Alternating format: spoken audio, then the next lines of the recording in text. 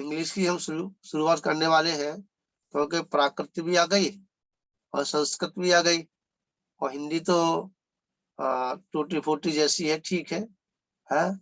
और इंग्लिश का भी हमें देखना पड़ेगा। ठीक है, हम कोशिश कर रहे हैं कि इंग्लिश जो है, आप लोग जो है, इंग्लिश का जमाना है, परंतु हिंदुस्तान को इंग्लिश से अगर बचाएंगे तो अच्छा रहेगा, है। अपनी मातृभाषा को अगर लेते हैं तो बहुत सुंदर रहता है, क्योंकि हम पड़ोसी के गीत कब तक गाएंगे। हाँ, तो तो यहाँ कह रहे हैं, जैसे जैसे आत्म ज्ञान में उच्चतम तत्व समाविष्ट होता है, वैसे वैसे सुलभता से प्राप्त होते हुए भी विषय भोग रुचते नहीं है। सही है, जहाँ उससे रसगुल्ला खाने को मिल जाए, फिर वो है नमकीन कौन खाएगा? हा? विचार करो, बहुत अच्छी बात यहाँ दर्शा रहे हैं। पर यह जीव अनादि काल के संस्कार ऐसे पड़े हैं क्या, कि उस अनादि काल के जो संस्कार ऐसे हैं कि उसे जो सही वस्तु है उसकी पहचान नहीं कर पा, क्योंकि दिखता तो बात तो करता है कि आत्मा ऐसी है, आत्मा ऐसी है, आत्मा वैसी है, आत्मा कभी मरती नहीं है, कभी जन्मती नहीं है? आत्मा के अंदर कभी दुख नहीं होता है, ये सारी बातें करते, ठीक है। परंतु यह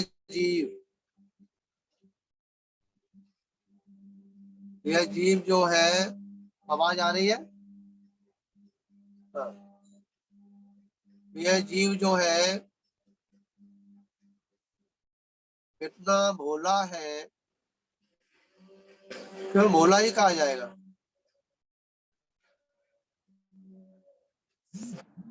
क्योंकि भोला ही जीव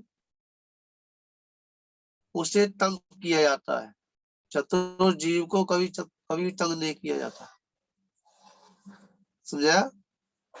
जो भोला जीव होता है उससे प्यार भी ज्यादा किया जाता है, उससे काम भी ज्यादा लिया जाता है, क्या है इसमें? हाँ, और भोला जीव जो है लड़ेता भी होता है, और सही पूछा जाए कि भोला जीव जो है माँ बाप का बड़ा लड़ेता होता है, हा? विचार करना। तो ये जीव जो है बहुत भोला है, समझा? क्योंकि इतना भोला है, जो भोले जीव होते हैं वो अपनी चीज को अगर कोई मांगता है तो झट दे देते हैं, क्या है इसमें? अपनी चीज को अगर कोई मांगता है तो झट से दे देते हैं, और उस भोले जीव को, समझा, ये पता नहीं कि अगर ये मेरे हाथ से ये चीज निकल जाएगी तो मेरा कितना घाटा होगा। उसे अपने घाटे पर चिंता नहीं, समझा, कितना घाटा होगा, उससे ये है कि मैं जो दूसरे को दे रहा हूँ इसका कितना फायदा होगा, समझा?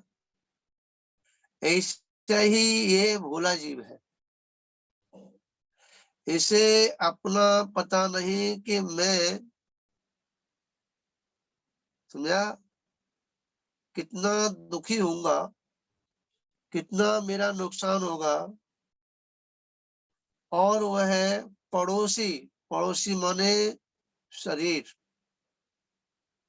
इंद्रियां, इनमें ही पूरा समय दे देता है। क्या है इसमें? और उसे पता है कि ये आत्मा न कभी मरती है, न कभी जन्मती है, न कोई इसे मेटने वाला है, न कोई इसे बनाने वाला है। ठीक है, सब कुछ पता है, फिर भी या ये दूसरे को देख करके सुखी दुखी होता है। जैसे भोला जी होता है, हाँ, और घर में कोई त्योहार है, कुछ पकवान बनाए हैं, तो सबसे ज्यादा भोला जी उलता है। हाँ, हाँ, और उसी के चारों तरफ वह चक्कर लगाता रहता है। समझा? और जब वह चीज नहीं मिलती तो दुखी होता है। समझा? छोटे छोटे बच्चे होते, छोटे छोटे बच्चे होते, शिशु है, उनको लोग जो है वो भोला है। समझा? और उसे परिवार के लोग अपने आनंद लेने के लिए पेंसिल दिखाते हैं और झट से ले लेते हैं। जब पेंसिल दिखाते हैं तो वह शिशु जो है खुशी होता है, खुश होता है, आनंदित होता है कि मेरे क्या चाहने वाले मुझे पेंसिल दे रहे हैं, और जाता है और झट से खींच लेते हैं तो क्या है, दुखी होता है। समझ आ गया नहीं आया? ऐसा ही ये भोला जी है। समझा? जब विचार करना, इससे भोले जीव को, समझा, सुख दुख देने वाला मात्र एक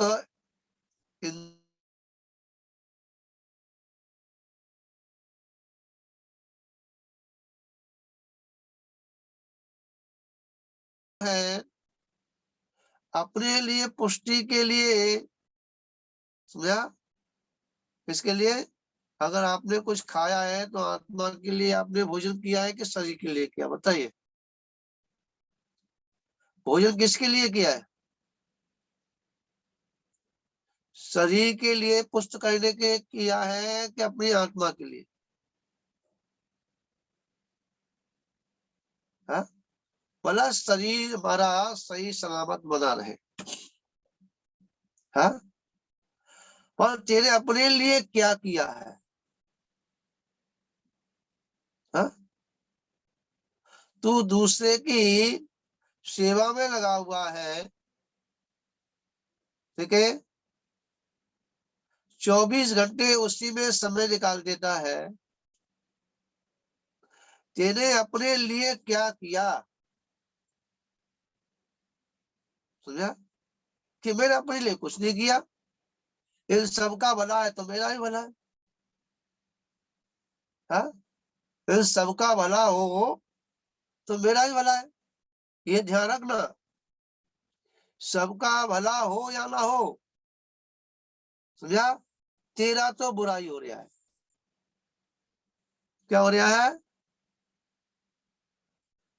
हाँ? कल्पना जी, सबका भला हो या ना हो, शरीर पुष्ट हो या ना हो, इंद्रियां आनंदित हो ना हो, समझा, परंतु तेरा तो बुराई हो रहा है, तेरा अच्छा नहीं हो रहा। क्यों? क्यों हो रहा है? कि हम अपनी वस्तु को, अपने समय को हम जो है बर्बाद कर रहे हैं। ठीक है, आप सुबह से 5 बजे से उठते हो, समझा, और बताइए कि आपने अपनी आत्मा के लिए कितनी समय के लिए समय देते हो? हाँ? देते हो क्या? मात्र जो है सुबह उठते ही आप जो है गोरख धंधे में लग जाते हो। है, समझा? अपने मालिकों के जो अपने मालिक समझ रखे उनकी सेवा में लग जाते हो, है? शरीर की सेवा में लग जाते हो, मतलब शरीर आपने अपना मालिक समझ रखा है, समझा? और ये पता नहीं क्या गई कि इस शरीर को चलाने वाला है कौन, वो मालिक कौन है, वो दुकान को चलाने वाला कौन है, समझा? उस दुकानदार ने, उस मालिक ने अपने नौकरों के हाथ में दुकान सौंप दिया, और मालिक इसी में खुश है कि किसमें किसमें खुश है, समझा?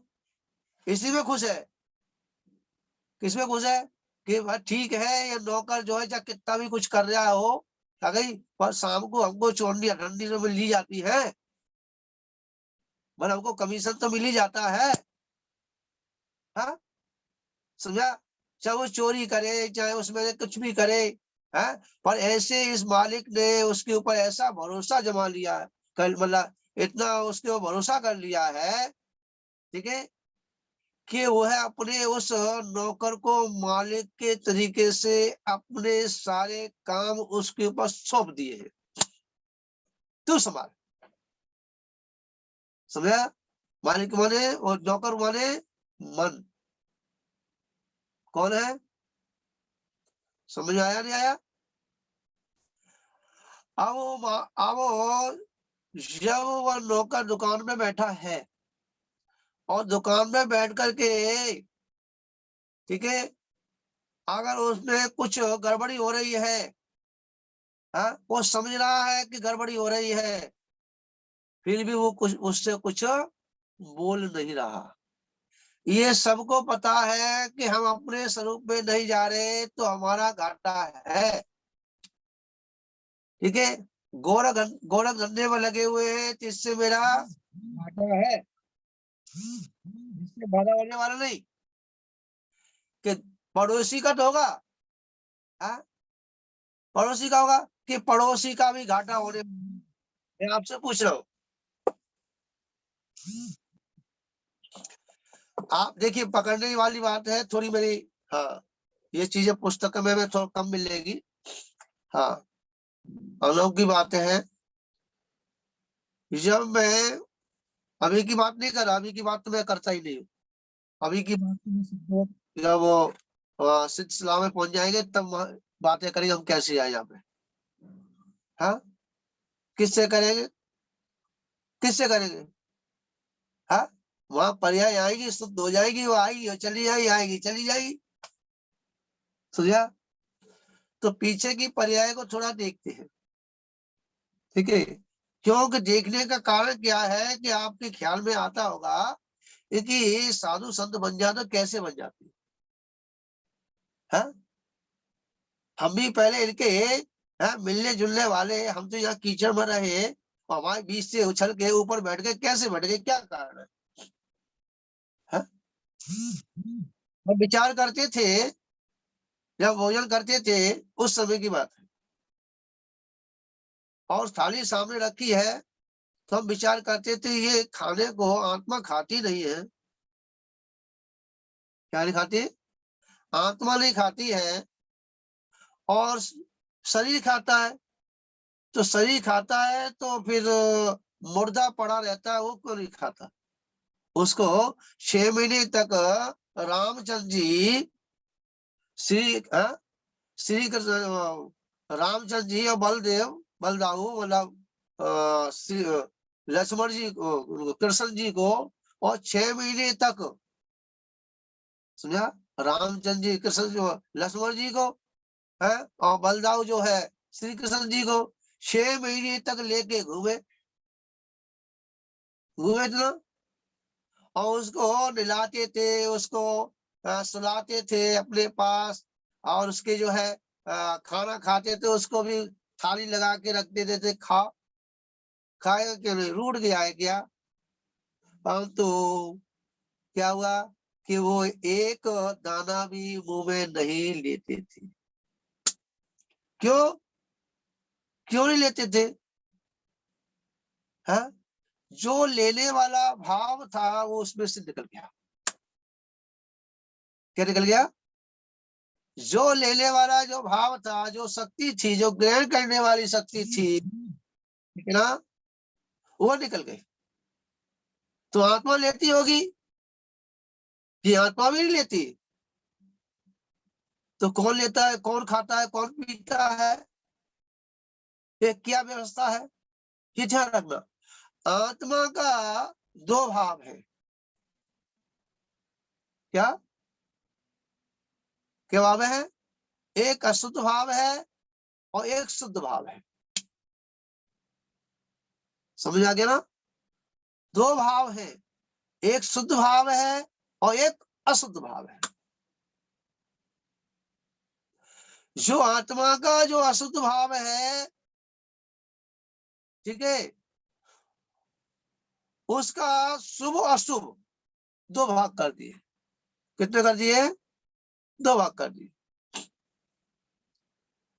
तो उसमें क्या है कि जब वो आत्मा में भाव उत्पन्न होता है, जब कोई शरीर में खटपट होती है या समय, मान लो समय पे ये हम करते चले आ रहे हैं, आदत में पड़ी हुई है, तो उसमें हमारा विचार चला जाता है। ठीक है, आत्मा को भूख नहीं लगती, परंतु ध्यान रखना कि घड़ी अगर भूख लगे तो चाका भी लग सकती है। परंतु मैं आपसे पूछ रहा हूँ कि जो 9 बजे का समय है, 8 बजे का समय है या 4 बजे का समय, जो समय आपने निर्धारित कर रखा है, क्या कर रखा है, जो आपने समय को निर्धारित कर रखा है, उस समय ही क्यों खाने पीने की याद आती है। अगर वो समय निकल जाए तो फिर भूख चली जाती है, प्यास चली जाए, ऐसा क्यों? समझ में आ गया, नहीं आया? ऐसा क्यों कि वह जो भाव, जो हमने जो आदत डाली इतने समय पर, तो वो विचार जो उसी समय आता है, ठीक है, और वह, ठीक है, तो वो जो भोजन का जो समय है, जो भोजन ग्रहण करते हैं, तो उसी समय, और उस समय अगर हमारा पूजा पाठ में हमारा समय लगा दे, क्या लगा दे, जो भोजन का समय है, ठीक है, भोजन का जो समय है, उस भोजन के समय वाले को हम जो है पूजा पाठ में लगा दे, तो वही तुम्हारा जो अशुभ की ओर जो जा रहा था, खाने की ओर जा रहा था, वह शुभ की ओर चला जाएगा। कहाँ चला जाएगा? समझ आ गया? नहीं आया? कहाँ चला गया? शुभ की ओर चला जाएगा। और वही शुभ जो पूजा पाठ का जो समय है, ठीक है ना, उसी समय को सामायिक में ले जाए और अपनी अंतरंग में ले जाए, तो वही भाव जो है शुद्ध बन जाता है। समझ आ गया? और जब शुद्ध बन जाता है तो आत्मा ना खाती है ना पीती है। समझा? जो आत्मा का जो विकारी भाव है, जो, समझा, जो विकारी जो विचार है, जो गुण है, ध्यान रखना, क्या शुभ अशुभ और ये जो भाव के अलग से दिया है, उसका देखने से खोल के जब चर्चा करें तब देखेंगे। हाँ, तो क्या है कि हमने क्या किया, तो इसलिए हमें अधिक से अधिक अपना समय कहाँ लगाना चाहिए। हाँ, मानते हैं ये शरीर हमको मिला है, ठीक है, मकान मिला है, शरीर माने मकान है। अब इसकी सफाई करना, भोजन देना, ये सब कुछ करो। मैं आपसे पूछ रहा हूँ, जो किराए पर रहने वाला व्यक्ति, ठीक है, मकानदार को किराया हंस के देता है कि दुखी होके देता, बताना।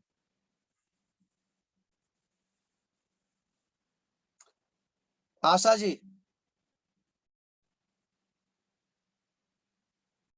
बताइए थोड़ा। जो किराया जो जिस मकान में रह रहा है करुणा जी, जो महीने पे जो उसे किराया दिया था, रूबी जी आ गए? हाँ हाँ, जो किराया जो देता है महीने पर या पगड़ी देता है, तो मैं आपसे पूछ रहा हूँ कि वो हंस करके देता है कि दुखी होकर देता है? रो रो के देता है और प्रार्थना करता है कब मेरा घर बन जाए, कब मैं निजी घर में पहुंच जाऊं, हाँ, कब मैं अपने निजी घर में पहुंच जाऊं, है। ध्यान रखना, ऐसी भावों के साथ ये आत्मा, अगर इस आत्मा इस शरीर को भोजन दे रहा है, समझ में आ गया? जैसे रो रो करके किराया देता है, भगवान से प्रार्थना करता है, भगवान मेरा छोटा सा एक घर बन जाए। क्या बन जाए? मेरा छोटा सा एक मकान बन जाए। या मैं कब तक रहूंगा? कहानी है कि पराया घर थूक का डर। समझा गया?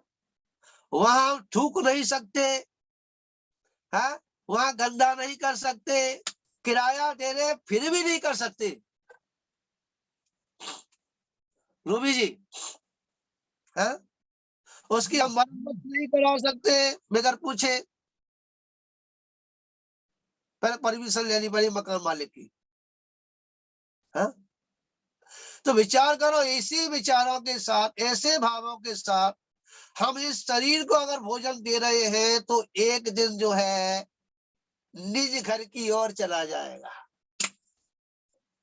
कहाँ चला जाएगा? उसे अपनी क्या हवेली मिल जाएगी, समझा, बंगला मिल जाएगा, अपने उस निधि का अवलोकन हो जाएगा। और जिसने हंस हंस करके आज मकान अच्छा है, पैसा बहुत कमती है, चलो कोई बात नहीं, हंस हंस के, हाँ, तो मकान देख करके जो हंस हंस करके, हाँ, और कौन टेंशन पड़े क्या? अरे वो वाटर टैक्स देना पड़ेगा, बिजली का टैक्स देना पड़ेगा, ये देना पड़ेगा, वो देना पड़ेगा, कौन झंझट पड़े, किराए का मकान ले लो। ऐसे व्यक्ति को कभी भी निज का घर नहीं मिलता। क्या नहीं मिलता? जो बड़े मजे के साथ इस शरीर को पुष्ट करने के लिए, मोटा करने के लिए, पतला करने के लिए, हाँ हाँ महेश चंद जी, हाँ, बढ़िया बढ़िया, हाँ, मेवा खिलाने से, दूध पिलाने से, भोजन देने से, रोटी देने से, समझा, ऐसा जीव कभी भी अपनी आत्मा का दर्शन नहीं कर सकता। कर सकता है क्या रोवी जी? हाँ, विचार करो, कभी नहीं कर सकता। जब तक इस मकान को अपना मकान ना मान करके किराए का मकान मानो, तो आप ये ना, समझा, ये मकान तो किराए के मकान में कब तक रहेगा? बताइए, कब तक रहेगा? हाँ, अगर तू खाली नहीं करेगा, जबरदस्ती नोटिस दे करके मकान खाली करा लिया जाएगा, समझा। तू नहीं छोड़ेगा तो ये छोड़ के चला जाएगा।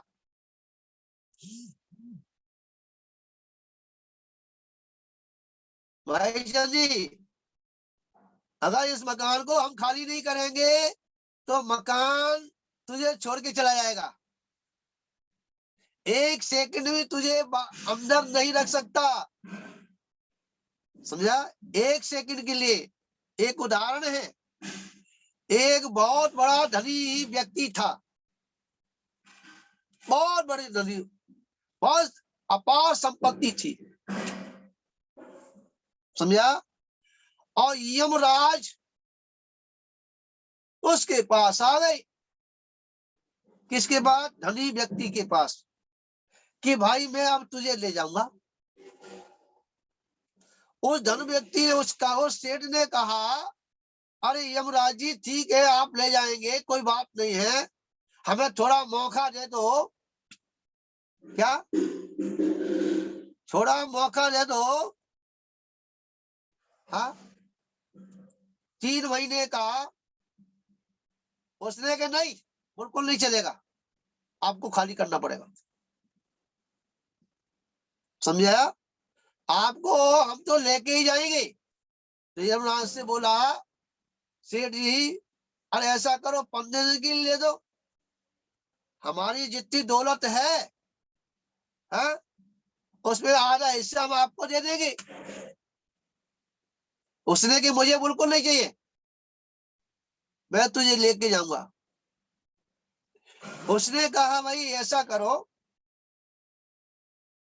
क्या 1 दिन की मोहलत दे दो, हमारी जो संपत्ति है मैं आपको दे दूंगा। उसने कहा कि नहीं, बिल्कुल नहीं चलेगा। समझा? उसने कहा कि मात्र जो है मैं, हाँ, कुछ बातें, समझा, करने के लिए अपने परिवार वालों से थोड़ा समय दे दो, और मेरी सारी जीवन की मेहनत कमाई ले लो। उसने कहा नहीं चलेगा, मुझे कुछ नहीं चाहिए। तो ध्यान रखो, जब समय आता है ना, समझ आ गया, जब समय आता है और उसका मूड बिगड़ जाता है, किसका? ले जाने वाले का, जिसका मकान है। समझा? और जब खाली कराने का मूड बन जाता है उसका, मुझे खाली कराना ही है, हाँ, फिर तुम कितनी पकड़ी दो, क्या है समझे, कितना भी कहो कि मुझसे पूरा और ले ले, और ले ले, परंतु तो वो है एक समय के लिए भी। एक घटना मेरे पास आई थी अभी की, मतलब हो गए, समय हो गया, 3-4 साल हो गई। एक मकान बैंक में गिरवी रख दिया और उसमें चैत्यालय बना था। क्या बना? चैत्यालय बना। और उस जैन साहब ने जो चैत्यालय था उसको बैंक से लोन ले ली थी, और उसे वो पटा नहीं पाया, उसका शेयर मार्केट में उसका घाटा हो गया, क्या हो गया, उसका सारा बर्बाद हो गया। और उसमें चैत्यालय था। जब वह पहले नोटिस दिया, भाई इसको पैसे जमा कराइए, हम इसको सील कर देंगे। और उसने, समाज ने कहा कि भाई ऐसा करो, क्योंकि व्यक्ति विशेष का मन था और उसमें वो भी नहीं करते। उसने कहा कि इसे पंचायत में देगा, पंचायत में नहीं दूंगा, उसने पंचायत को नहीं दूंगा। हुआ क्या कि लास्ट में उस उसी में चैत्यालय भगवान विराजमान, और आकर के उसने क्या कर दिया, ताला लगा दिया, सील कर दिया। 3 साल तक भगवान उसी में ही, ताले में ही बंद रहे। समझा? फिर ऐसा कोई व्यक्ति एक निकल के आया, उसने जो है क्या किया, उसने जो है बैंक को पैसा दे करके, और जो है अपने नाम जो है मकान करा लिया, मतलब उसने खरीद लिया। 3 साल तक भगवान उसके अंदर बंद रहे, और फिर जो है उसकी जो है ताला खोला गया, फिर वेदी दूसरी बना करके भगवान को उसमें विराजमान किया गया। समझा? तो कहने का तात्पर्य है, हमने जिससे कर्ज लिया है, समझा, और उसका समय पूर्ण हो जाता है, उसका हम पैसा नहीं भरते हैं, तो क्या होगा कि वह गवर्नमेंट सील लगा देती है। फिर उसमें 1 घंटे के लिए भी तेरा कितना भी कीमती सामान पड़ा हो, क्या, पर उसमें तेरा 1 कील भी नहीं उठाने देती, और ताला लगा देती। इसी प्रकार ये आत्मा, समझा, ये आत्मा जब यमराज इसे लेने के लिए आते हैं, या मतलब आयु कर्म जब आता है, पूर्ण होता है, वैसे ही फिर तेरे पास कितना भी क्यों ना कीमती सामान हो, समझा, तो उसके लिए कितना भी चिल्ला, कितना भी विलख, परंतु आयु कर्म तेरे ऊपर दया करने वाला नहीं है। क्या नहीं है? होने के एक सेकंड के लिए भी, हाँ, एक पल के लिए भी मौका नहीं देगा कि तू उधर झांक करके भी देख ले। समझा गया? तो मैं आपसे ये कह रहा हूं, जो आचार्य यहाँ भगवंत कह रहे हैं उस बात को समझो। वही बात वहां निकल के आ रहे उदाहरण है कि ये आत्मा जब इतना भोला है कि समझता हुआ भी, जानता हुआ भी, और इतनी बड़ी गलती करता है, तो चतुर तो है नहीं। चतुर आदमी तो अपना बचाव करता है ना दूसरे का, हाँ, समझा? चतुर आदमी किसे कहते हैं? हाँ, बाहर में या जनता मेरा काम बनता दिया इसने, बाहर में या जनता मुझे कोई मतलब नहीं, मुझे, मैं अपने काम से मतलब है, मेरा फायदा हो रहा नहीं हो रहा, ये चतुरता है। समझा? तो जो व्यक्ति, ठीक है, भोला ना होकर के चतुर हो जाए कि मुझे अपनी आत्मा को संभाल के रखना है, शरीर में क्यों ना आग लग जाए। समझ में आ गया? अन्यथा मत ले जाना। जब तक आपकी आंखें खुली हुई हैं तो कहीं पड़ोसी के साथ तो मत कर लेना, आग लगे बस्ती में तो मतलब नहीं है, मैं अपने घर बैठा हूं, ऐसा मत करना। हाँ, क्योंकि संसार की स्थिति और परमार्थिक स्थिति अलग अलग है। समझ में आ गया? संसार की स्थिति, संसार में तो, हाँ, मेरे घर में आग लग जाए कोई बात नहीं, समझा, परंतु पड़ोसी के घर में आग ना लग पाए, क्योंकि पड़ोसी के घर में आग लग गई तो मैं अपना घर नहीं बचा पाऊंगा। क्या है तुम्हें समझ में आ रही नहीं आ रहा? कि जैसे पड़ोसी की दुकान में आग लग जाए। एक बार ऐसा ही हुआ जब प्रधानमंत्री इंदिरा गांधी की मृत्यु हुई, जब उसे खालिस्तानियों ने उन्हें मार दिया, समझा, उनके बॉडी गार्डों द्वारा मारी गई, तो हमारी दुकान के बगल में पंजाबी की दुकान थी। अब बचा करना, हम उस जुलूस में थे, तरुणा जी, हम उस जुलूस में थे, विरोध में थे, किनके? सिखों के विरोध में थे, समझा, तो कांग्रेसी थे। हाँ, लूट रहे थे, घचोर रहे थे, ये कर रहे थे, वो कर, सब कुछ कर रहे थे। और जब वो पड़ोसी की आग लगाने का समय आया, तोड़ने का समय आया, और जो है उसमें आग भी लगा दी, तो खुद जा करके अपनी दुकान को बचाने के लिए दूसरे की आग को हम बुझाने में अंदर घुस गए, समझा, और आग को बुझा दिया। तो संसार में है, जब तक तो हमें क्या करना है कि पड़ोसी की आग को बुझाना ही पड़ेगा, मतलब शरीर को खाना पीना, समझा, देना ही पड़ेगा। नहीं देंगे तो इसमें तू रुक नहीं सकता, समझा। और संसार से तू भयभीत हो गया है। क्या हो गया?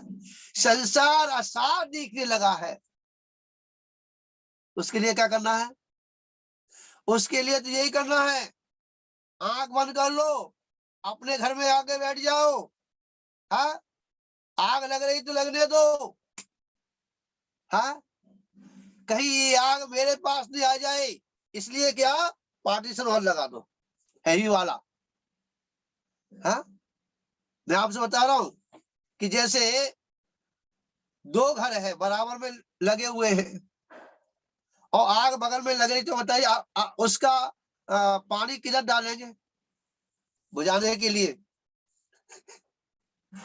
पानी जो डालेंगे उस अग्नि को बुझाएंगे, किधर बुझाएंगे?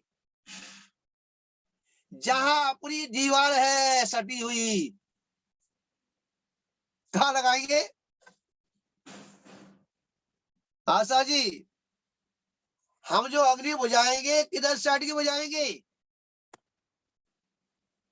हाँ, जो दीवार से दीवार सटी हुई है, हमारी दीवार पे छप्पर रखा हुआ है, समझा? तो पानी जो डालेंगे तो अपनी दीवार की और छप्पर है वहां पर डालेंगे। क्यों क्यों डालेंगे? कि कहीं इसकी गर्माहट से मेरा क्या, मेरी दीवार ना चटक जाए। समझ में आ गया ना? ये किसका लक्षण है? ये ज्ञानी का लक्षण है। और अज्ञानी का क्या है? कि अपनी दीवार को छोड़ करके, हाँ, और दूसरे की दीवार की तरफ पानी डाल लिया है, ये अज्ञानी का लक्षण है। समझ आ गया ना? तो क्या है कि अपना बचाव करना तो कैसे होगा? आंखें बंद करके बैठ जाओ। समझा? ये क्या है? वज्रमयी दीवार है, और जो बाहर जो आग लग रही है उसकी गर्माहट मेरे ओर ना आ जाए। आपने देखते ना, जब एसी लगाते, एसी गर्म एसी लगाते ना आशा जी, घर में एसी लगाते हो ना, तो सही बताओ ना, दीवार कैसी बनाते हो? कैसी बनाते हो बताओ? कि इसमें से कहीं सुई के बराबर भी छिद्र हो। क्या ना हो? अगर सुई के बराबर छिद्र है, हाँ, तो गरम गरम हवा जो आएगी ना, उससे एसी का मजा खत्म हो जाएगा। क्या हो जाएगा? समझ में आ गया नहीं आया? तो हमको उस एसी का आनंद लेना है। समझा? जब ये बताइए, शरीर के लिए हम इतनी सुविधाएं करते हैं, तो कभी आपने ये विचार किया कि हमारी आत्मा के लिए, सुरक्षा के लिए, कभी तुमने विचार किया कि हमारी आत्मा के क्या कैसे सुरक्षा की जाए? है? अब सर्दी आ गई है? सर्दी चल रही है, चल रही? हाँ, अभी बताइए, आत्मा को तुम बचा के बैठे हो, शरीर को बचा के बैठे हो, सी बताना।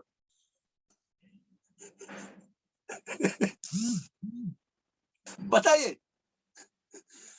किसको आप बचा रहे हैं? हा? ये सब जो है, क्या जान करके भी हम अपने को, हाँ ठीक है, क्या शरीर को भी बचाओ, परंतु ओढ़ करके, जितना सर्दी का समय है, हाँ, तो भाई चिल्लाने पर, खाने पर, पीने पर ज्यादा उपयोग नहीं। अपनी आत्मा की ओर आंखें बंद करके सर्दी का आनंद लो। क्या लो? जैसे हमारे चीनू भैया ले रहे हैं। हाँ, समझ आया? क्या आया समझे? जब तक हम क्या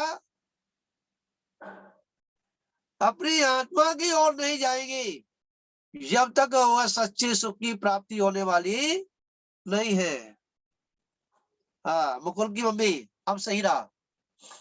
हाँ, क्या है समझे? हाँ, आशीर्वाद है। तो यहाँ कह रहे हैं आचार्य भगवत को, जैसे जैसे आत्मा, जैसे जैसे आत्मा ज्ञान में, किसमें?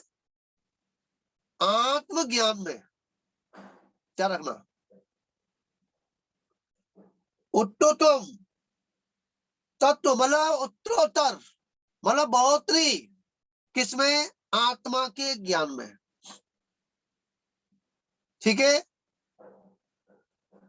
परंतु मैं आगे बता चुका हूं कि उत्तरोत्तर जो ज्ञान, जो आत्मा का ज्ञान होगा, जो कब होगा, कि जब आत्मा को अपना गुरु मानेंगे तब। क्या कहा,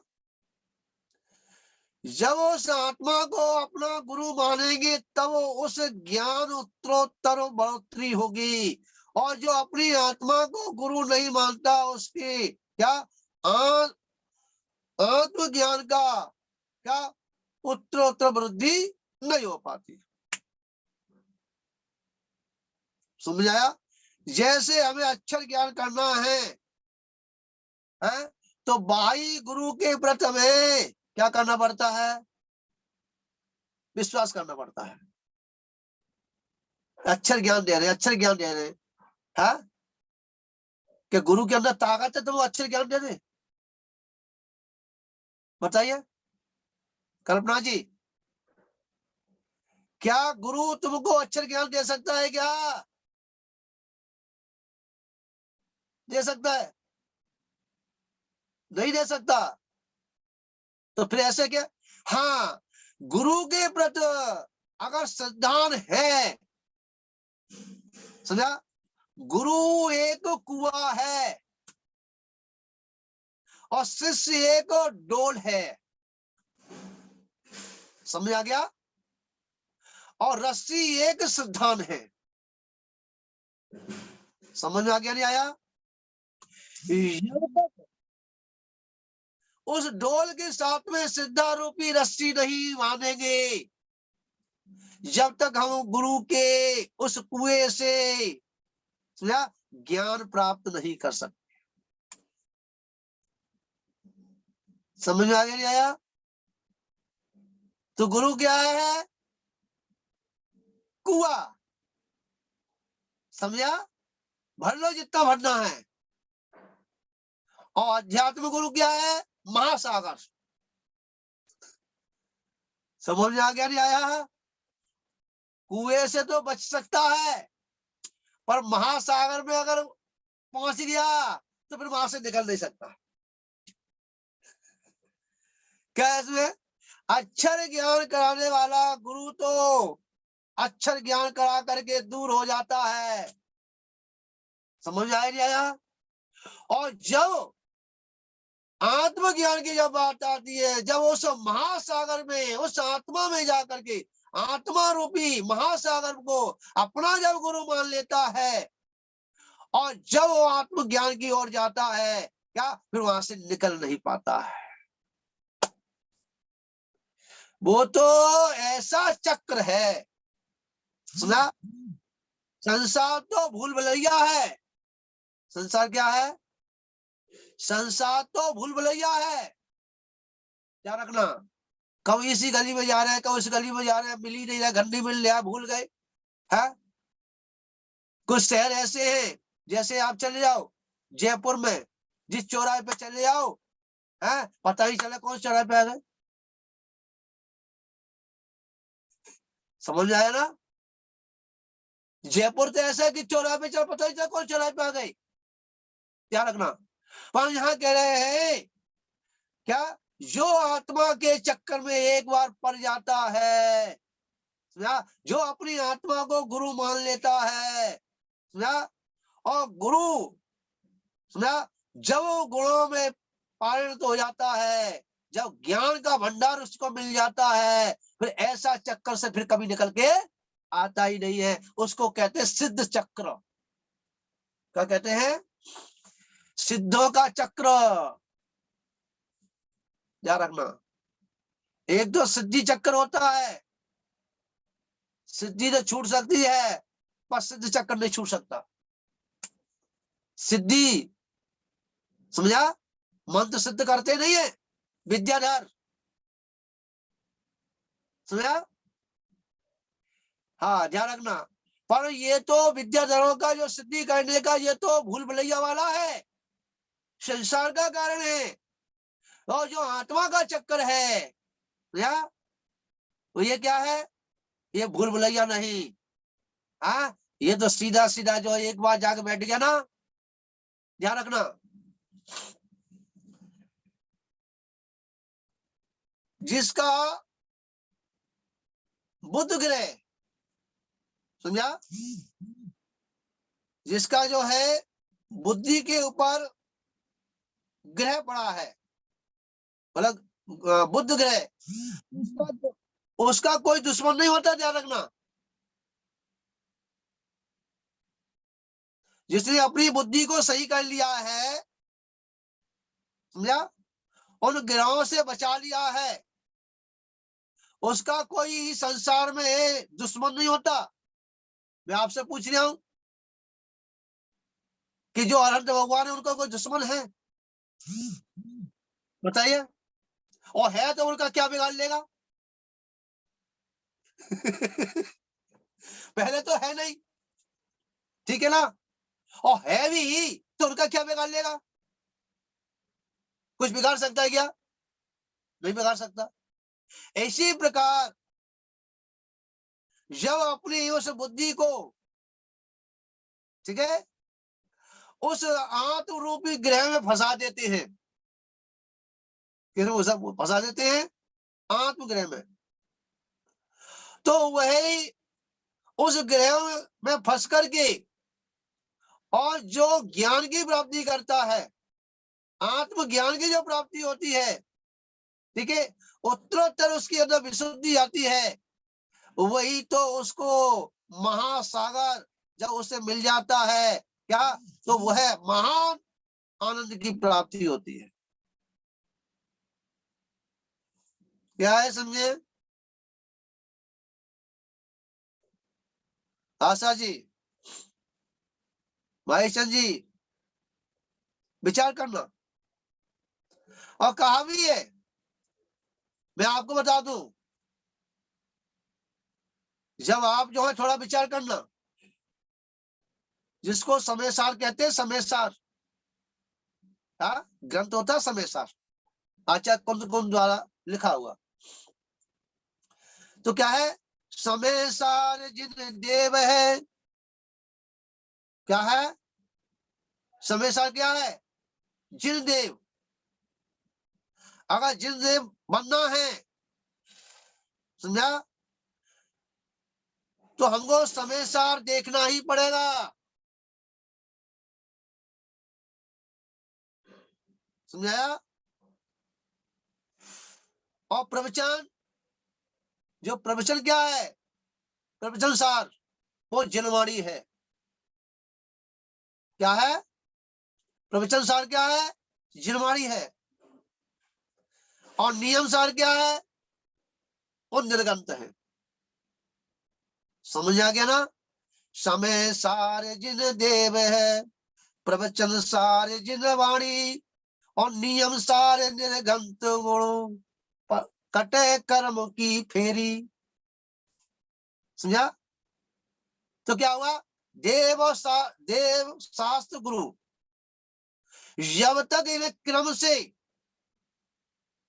नहीं समझेंगे, समझा, श्रद्धा को नहीं जमाएंगे, समर्पण नहीं इनके करेंगे, जब तक हम इस बंधन से नहीं छूट सकते।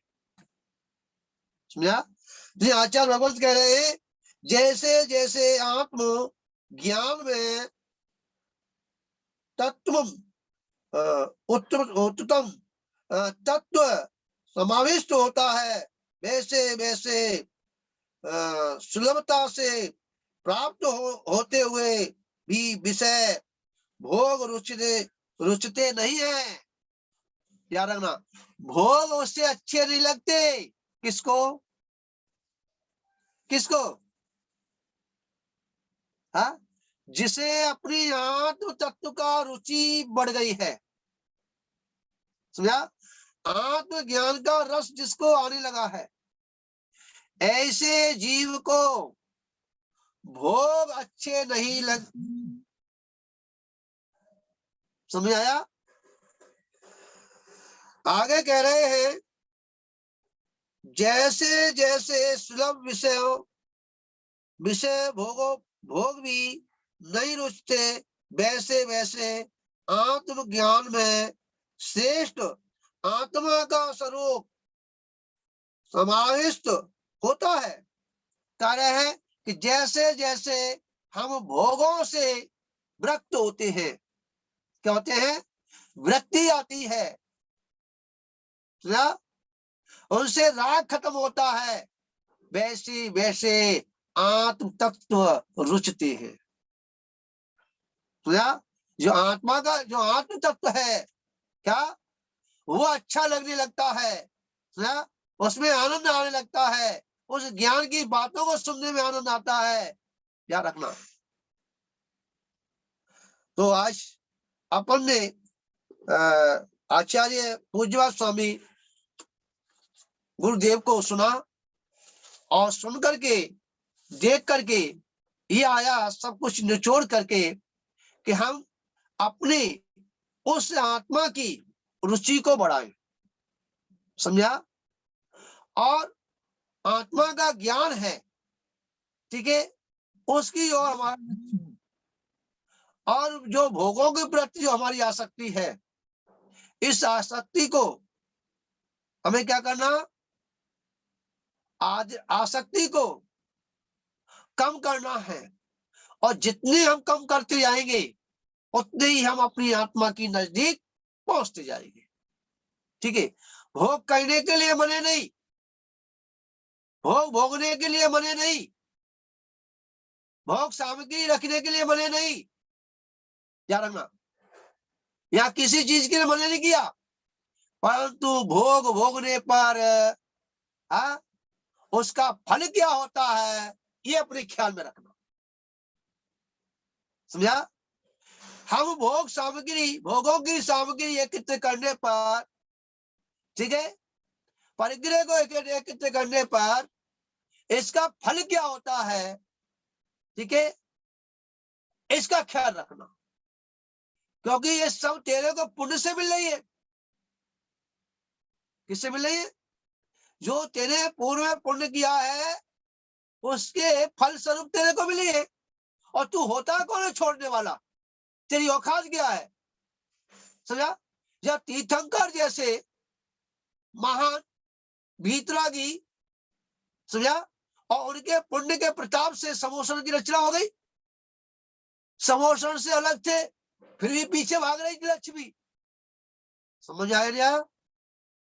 तो जो तेरे जो पुण्य किया है, और पुण्य के वजह से ये सारी सामग्री तेरे को प्राप्त हो रही है, तो तेरी कहावत पुण्य की है ना, किसकी है? बताओ। हम दूसरे के धन को हम अपना मान रहे हैं, यही तो अपनी भूल है।